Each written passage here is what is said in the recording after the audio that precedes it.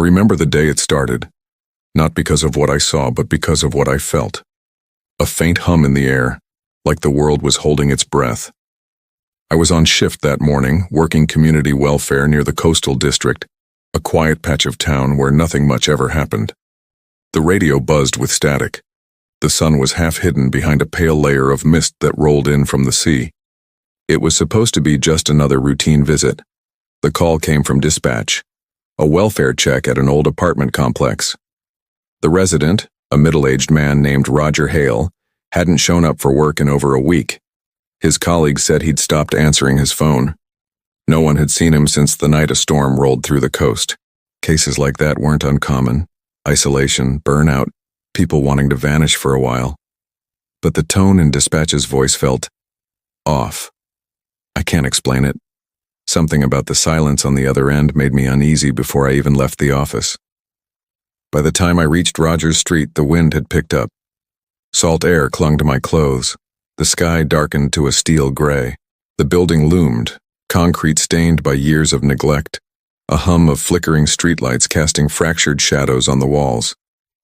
I signed the welfare log, noted the time, 11:42 a.m., and climbed the narrow stairwell.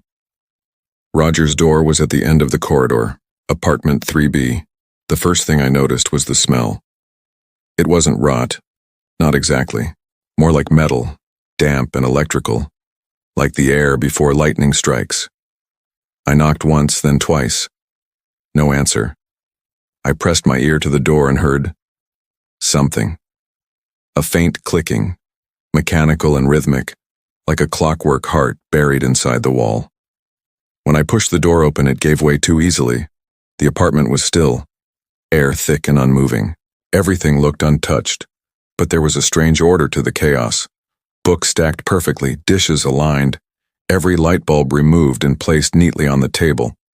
The blinds were drawn tight, but the entire room glowed with a dim blue light seeping from under the bedroom door. I called out his name. Roger? Community Services, you here? Nothing, only that low clicking, louder now, like it was responding to my voice. The smell intensified as I stepped closer. My boots creaked over the floorboards, the sound echoing unnaturally, as if the room were larger inside than it appeared. The door to the bedroom was slightly ajar.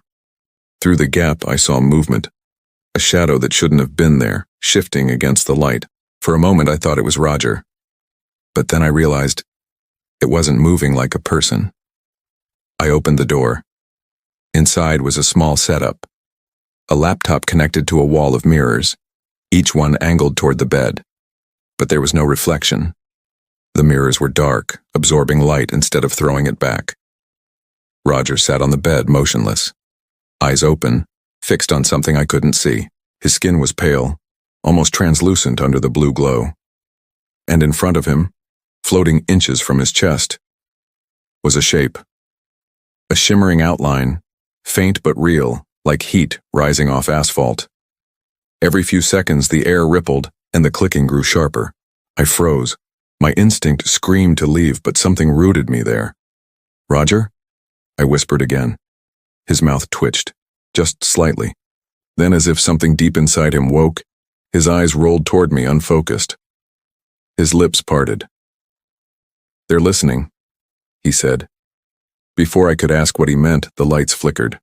The laptop screen flashed a series of lines. Symbols, maybe, or distorted code. I caught a glimpse of a single word repeated again and again. Return. The air in the room began to vibrate like an invisible current was moving through it. Roger stood abruptly. The shimmer between us pulsed once, twice, and vanished, like it had been pulled back into nothingness. When it was gone, the room fell silent. Completely. Even the hum of the streetlights outside stopped. Roger looked at me for the first time. His voice was cracked, barely human. They came through the noise, he said. It's not over. He collapsed before I could reach him. I called it in, my hands shaking. Paramedics arrived within minutes, but Roger never regained consciousness. The official report listed stress-induced psychosis and temporary catatonia. The mirrors were taken as evidence, though none of them reflected anything during forensics. The laptop was encrypted, wiped clean before the techs even powered it on. That night I couldn't sleep. My phone buzzed once around 2:17 a.m., a message from an unknown number. Just one word: return. The next morning I went back to the apartment complex. The door to 3B was sealed, crime tape fluttering in the wind. I turned to leave, but the light above the doorway flickered once, a brief flash of blue, the same color that had filled the room. And for a split second I saw it again, that shimmer, standing behind the glass of the window, waiting. That's when I realized, whatever Roger had seen, it hadn't left. It was watching me now. It was supposed to be a normal weekend, just a simple resort job out by the coast. The kind of place where the ocean smells like salt and sunscreen, and laughter echoes off the cliffside pools. I'd been called in as part of a temporary cleanup crew, a few days of maintenance work while the main staff handled a sudden inspection. Easy hours, quiet shifts, free meals. At least that's how it started. The resort sat on the edge of the peninsula, miles from any real town, surrounded by deep forests on one side and endless water on the other. Everything about it looked perfect from the outside: white terraces, glass walls, and infinity pools that seemed to spill straight into the sea. But behind that beauty there was something wrong. Something off. You could feel it the moment you arrived, the silence underneath the sound of the waves. By the second day, guests started whispering about strange noises at night. Some said it was just the pipes or the wind coming off the cliffs, but others swore they'd heard voices, soft, distant, like children playing just outside their rooms after midnight. The manager brushed it off as superstition. But the staff? They stopped working late hours altogether. I didn't believe it. Not really. Until the night I saw them. It was close to 2 a.m. The pool deck lights had gone out early that evening, and I was making rounds to check the power breakers. The air was thick with sea mist, the kind that clings to your skin. I walked past the empty lounge chairs, their silhouettes stretching across the tiles under the moonlight. That's when I heard it. The sound of laughter. Faint, high-pitched, and echoing. Children. At first I thought some guests had left their kids unattended, but when I followed the sound toward the far end of the deck, it grew clearer, like it was coming from beneath the water. I leaned over the edge of the infinity pool. The surface was perfectly still, reflecting the night sky like a sheet of black glass. Then, a ripple broke across it, small, deliberate, and the laughter stopped. That's when I saw their faces. Not reflections, not shadows. Faces under the surface. 4, maybe 5 of them, pale and blurred like they were floating just beneath the waterline. Their eyes were open, wide, unblinking. The water distorted their mouths as they smiled, too wide, too still. And then, as I stepped back in shock, they began to move upward, as if rising to meet me. I stumbled backward, hit the tiles hard. By the time I looked again, the water was empty. No faces, no ripples, just silence. The next morning, I didn't tell anyone. I couldn't. Who would believe that? But the image stayed with me. Their eyes, their stillness. Like they weren't drowning, but waiting. Later that week, 2 kids from one of the resort families went missing. A boy and his younger sister. They'd been playing near the beach around sunset, just beyond the lifeguard's sight. Their footprints led down the sand and stopped near the tide line. No sign of struggle. No body.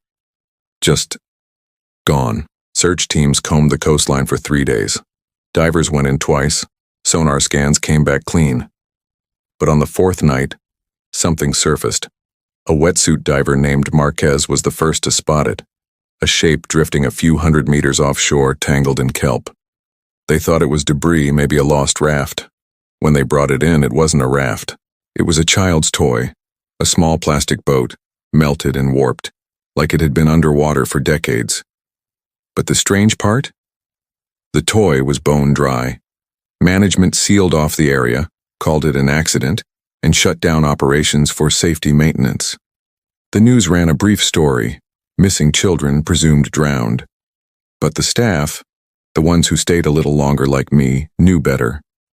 Because the night after the search ended, something else happened. The pool lights flickered again, one by one like a pattern. The security camera caught static, then blacked out completely at 2:03 a.m. When they reviewed the footage the next day, there was a single frame that survived the corruption. Just one. It showed the reflection of the pool deck. And in that reflection, 5 figures standing side by side at the edge of the water. But in reality, no one had been there. I left the resort the next morning, drove back inland, and never looked back. But sometimes, when I close my eyes, I can still hear the laughter. Not playful anymore. Slower, broken, like something trying to remember how to sound human. And just like Roger Hale's apartment, the last thing I saw before leaving was a flicker. Blue light. The same glow, cutting through the mist, just for a second, from beneath the pool. That's when I started to understand. Whatever this thing was, it wasn't isolated. It was spreading. By the time I heard about Roger Hale, his story had already become a local legend. You couldn't scroll 2 pages online without seeing his name. The man who filmed something inside his own home and vanished before police arrived. Half the people thought it was a hoax. The other half thought he'd lost his mind, but to me it was something else. I'd been following disappearances like his for months. Quiet reports that never made it past local news. Maintenance workers, coastal staff, divers. Always the same details. Flickering lights, static interference, water damage without flooding. And then, silence. When I found out Hale's apartment had been sealed off and left untouched, I knew I had to see it for myself.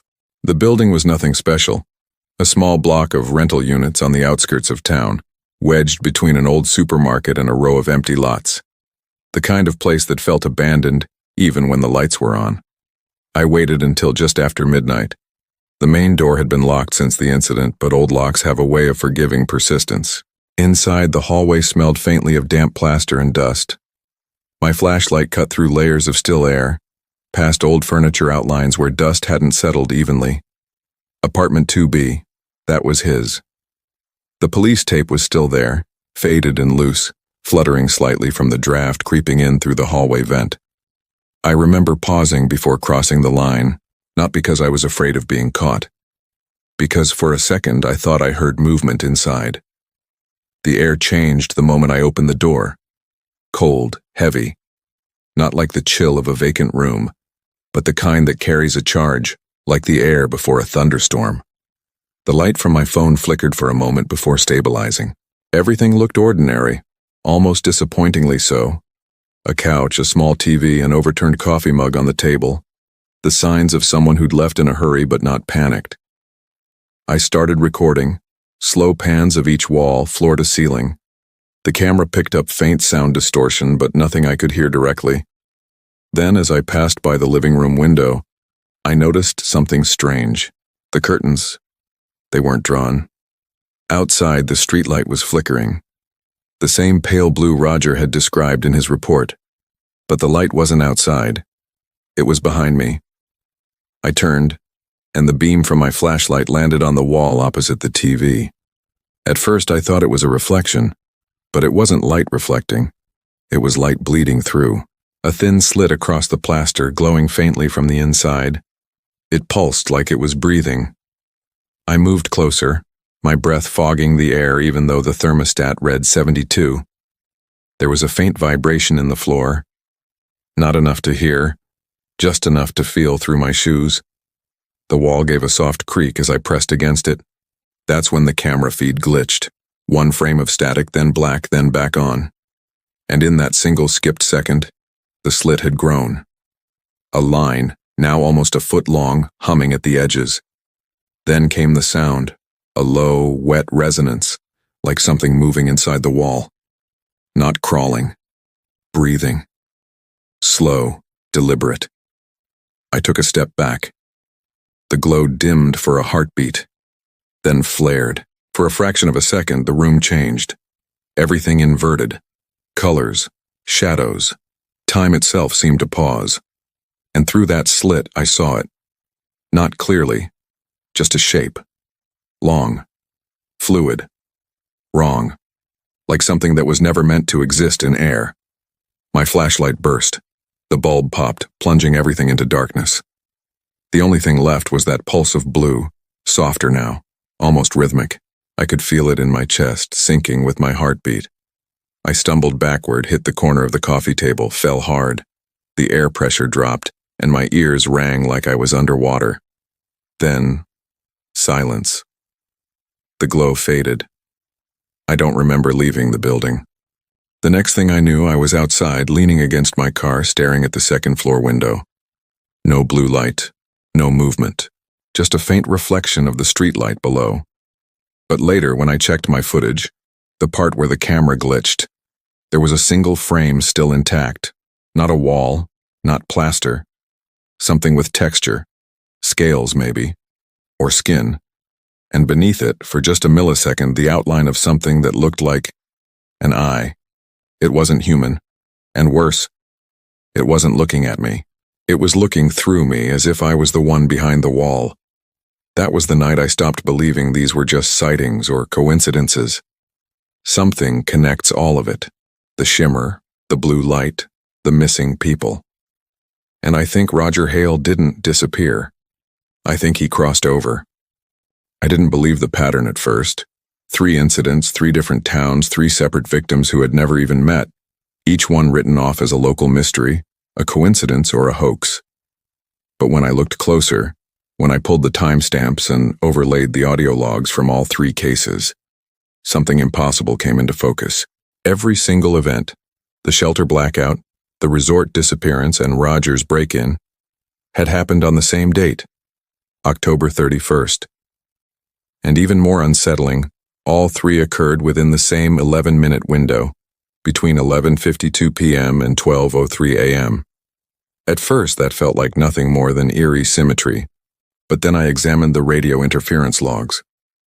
In every recording, there was a sudden spike at 19.7 megahertz, the same frequency down to the decimal, a broadcast signal, one that shouldn't exist. When we fed the data into the lab system, the waveform pattern repeated every 23 seconds. Not randomly, deliberately. It pulsed like a heartbeat.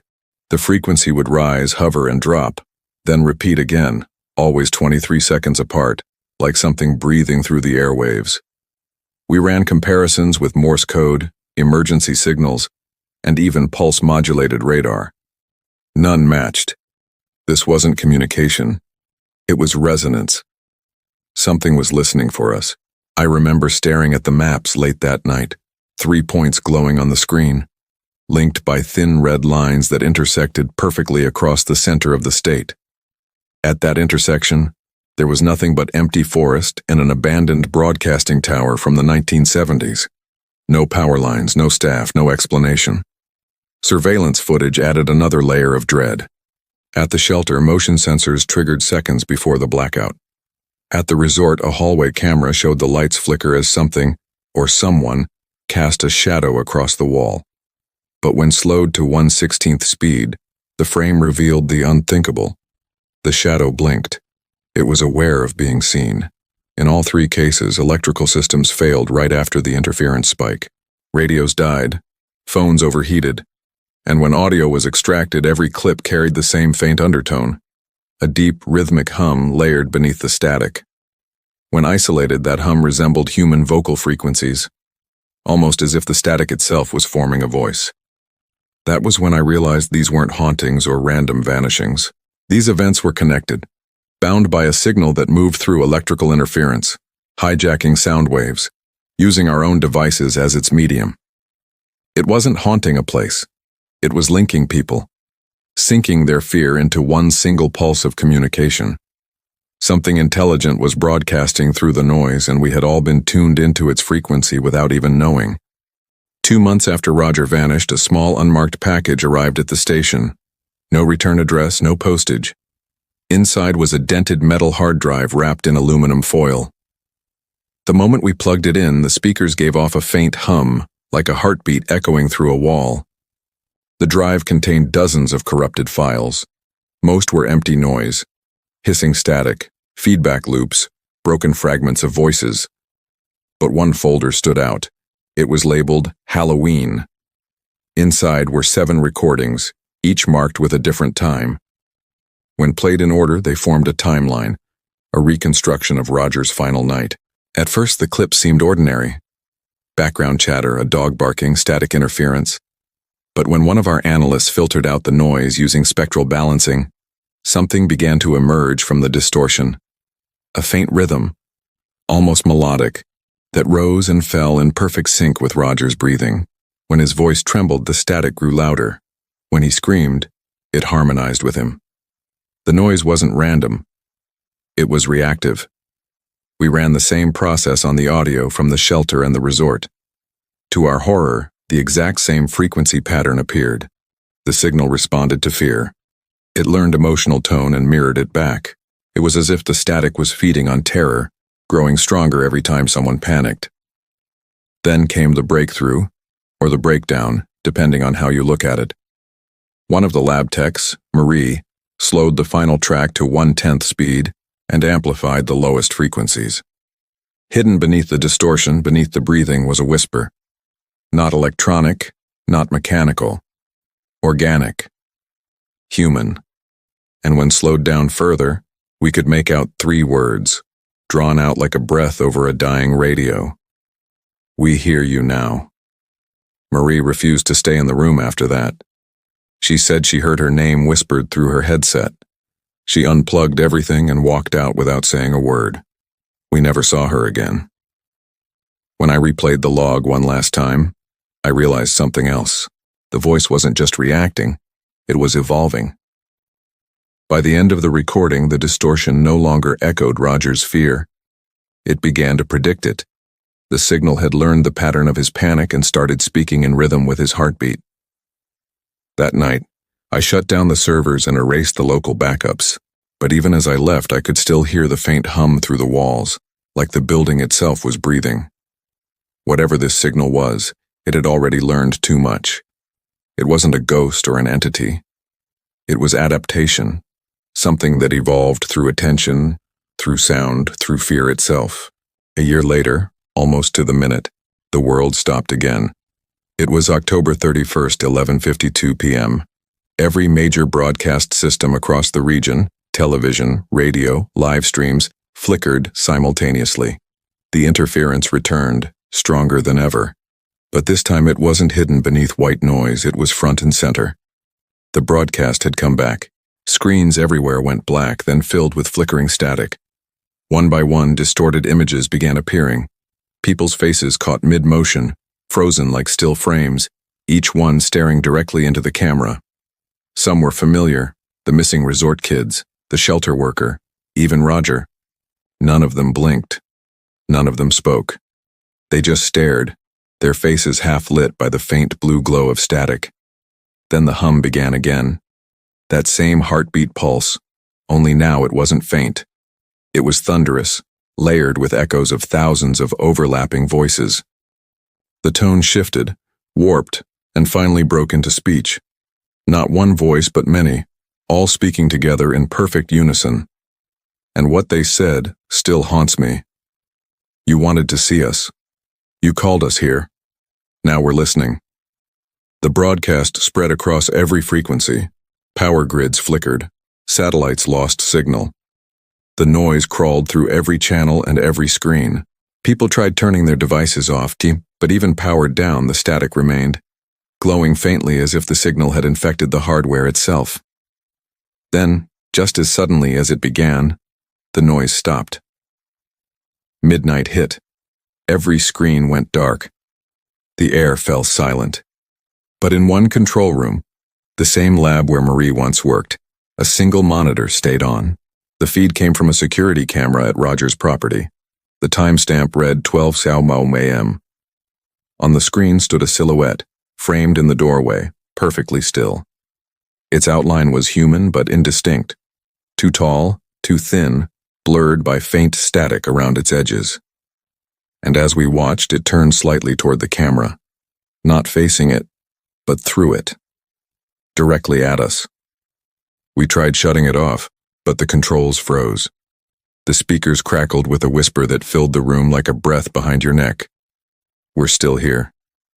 That was the last transmission. After that night, all related files disappeared from official archives. The tower that once relayed the signal was dismantled, its coordinates erased from public maps. But sometimes late at night, if you switch an old television to an empty channel and wait for the static, you might hear that faint rhythmic hum again. And if you do, don't listen too long, because it's not trying to contact us anymore. It already has.